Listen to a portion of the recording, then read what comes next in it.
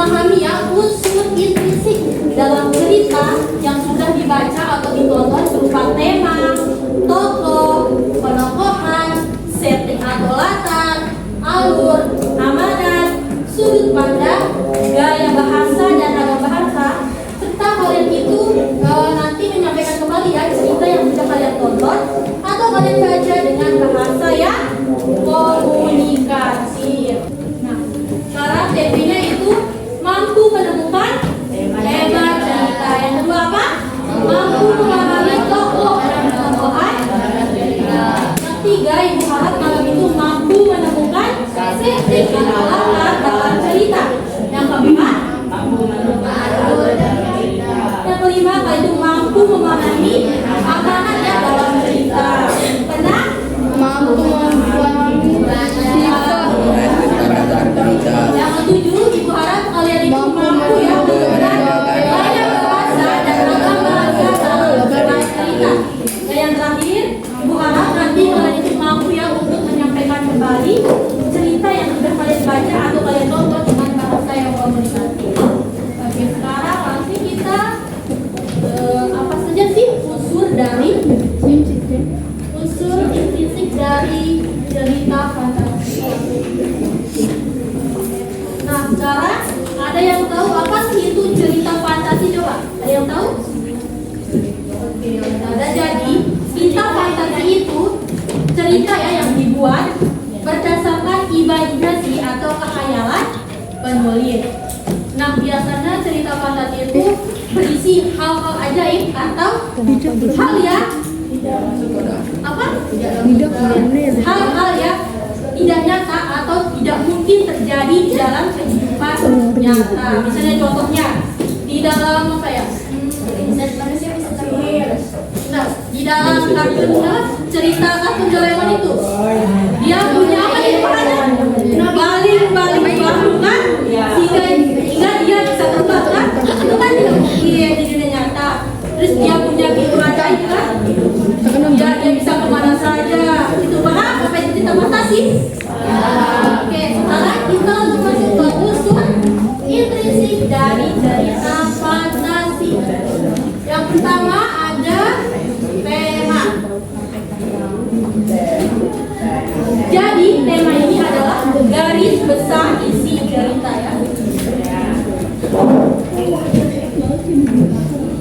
Garis besar isi cerita. Nah, sebelumnya tema itu berbeda ya dengan judul. Ini kalian sering kali ya. Tema itu berbeda dengan judul. Kalau judul itu nama yang diberikan pada sebuah karya. Misalnya di dalam apa ya? Cerita pensil ajaib, kalian disuruh tentukan tema dalam cerita tersebut. Terus kalian jawab adalah pensil ajaib. Itu bukan tema, itu namanya judul. Jadi tema itu misalnya, jadi tema dalam cerita yang judul pensil ajaib adalah sebuah keajaiban pensil yang bisa digunakan untuk berbuat kebaikan. Nah, itu namanya tema ya. Ingat ya, tema itu berbeda dengan judul ya. Yang kedua, di sini ada namanya tokoh.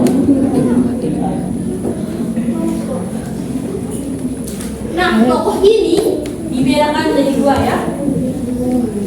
Pertama, tokoh berdasarkan posisinya. Tokoh berdasarkan posisi. Yang pertama, nah tokoh berdasarkan posisi ini dibagi lagi ya menjadi tiga. Yang pertama ada tokoh utama, tokoh pendamping,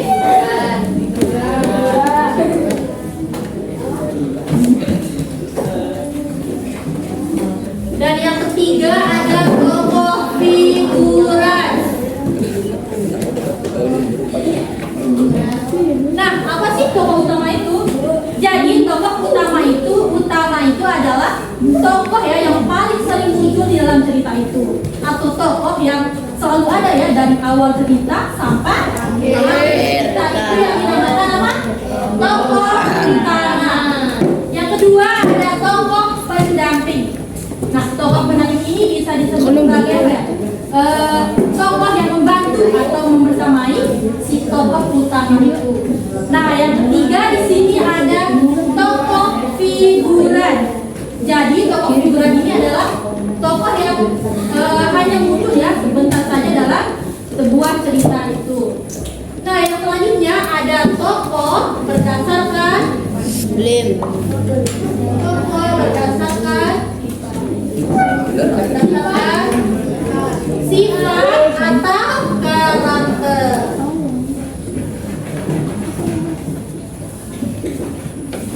Nah, ini lagi tokoh berdasarkan sifat ini dibagi lagi menjadi 3. Yang pertama ada tokoh apa? Antagonis. Protagonis, antagonis. Yang kedua ada tokoh protagonis.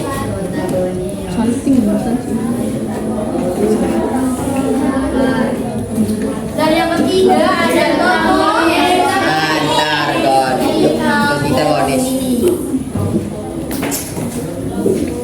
Nah, jadi tokoh antagonis ini adalah apa?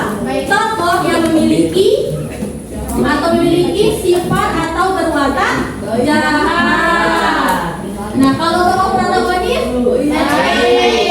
tokoh yang memiliki sifat atau berwatak baik. Berarti kebalikannya ya ini yang protagonis. Dan yang terakhir ada yang tokoh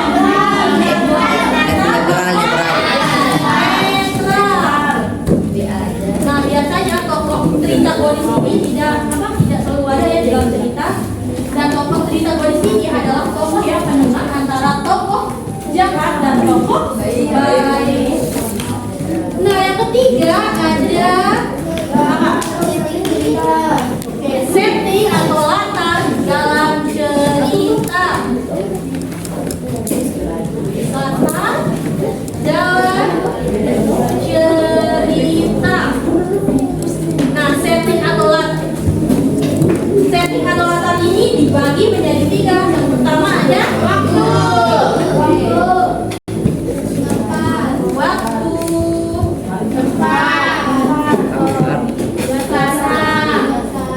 tempat dan suasana.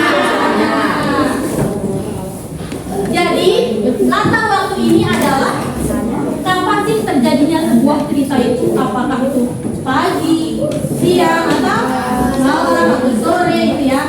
Kalau latar tempat itu di mana atau tempat terjadinya sebuah cerita itu, atau lokasi tempat di mana terjadinya sebuah cerita itu. Nah, yang ketiga ada latar suasana. Jadi latar suasana ini adalah kondisi ya emosional di dalam sebuah cerita itu. Apakah dia sedih, bahagia, atau ada kemarahan di sana ya.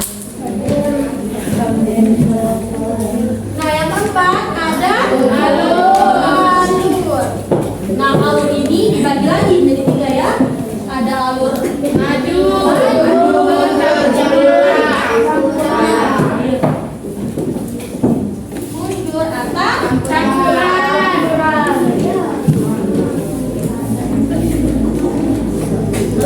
Alur atau apa? Rangkaian cerita ya.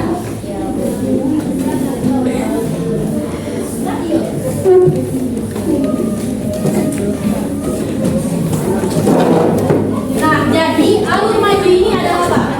Adalah rangkaian peristiwa di dalam cerita itu diceritakan dari awal sampai akhir. Misalnya menceritakan kehidupan seseorang dari dia kecil, terus dewasa, terus tua. Nah, alur mundur ini berarti kebalikannya dari alur maju. Dia menceritakannya itu dari akhir ke awal. Nah, alur campuran ini perpaduan antara alur maju dan mundur. Oke. Nah, yang kelima di sini ada pesan atau amanah. Nah, jadi amanah ini adalah apa? Pesannya atau nasihat yang ingin disampaikan tulisnya itu di dalam dalam cerita atau terhadap ceritanya. Yang keenam ada sudut pandang. Oke, yang keenam ada sudut pandang. Nah, sudut pandang ini dibagi lagi menjadi dua. Ada sudut pandang apa? Orang pertama dan tiga. Pertama, orang ketiga. Orang pertama.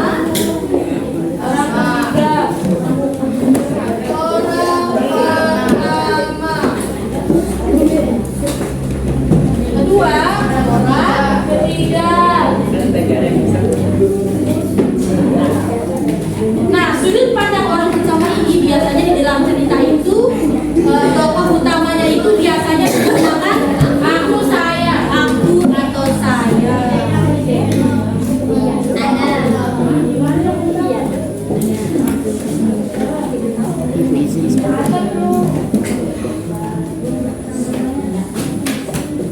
Nah, yang kedua itu ada nama orang ketiga atau oke, nama orang.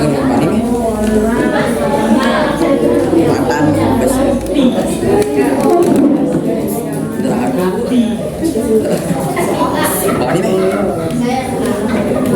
Nah, selanjutnya di sini ada apa? Masih. Kita jadi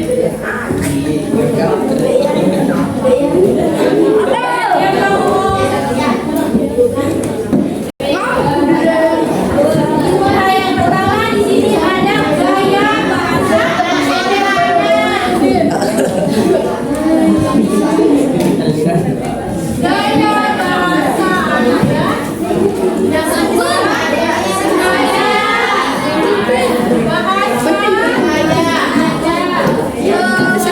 Sedih lain nak berarti kita buang.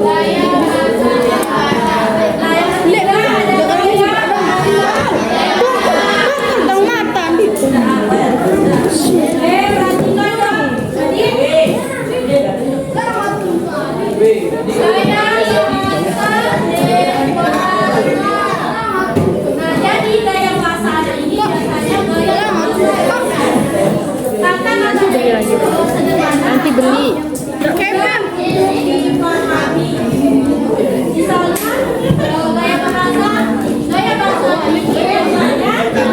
digunakan yang dalam cerita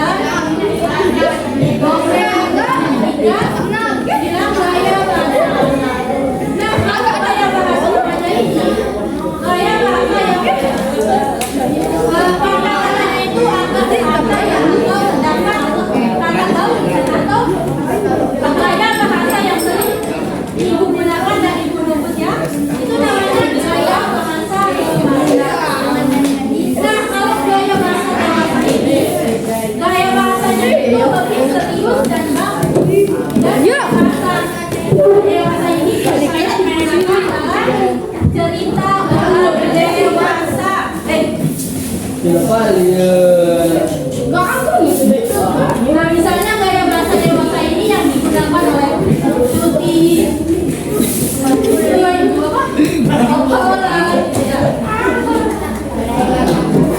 dan yang terakhir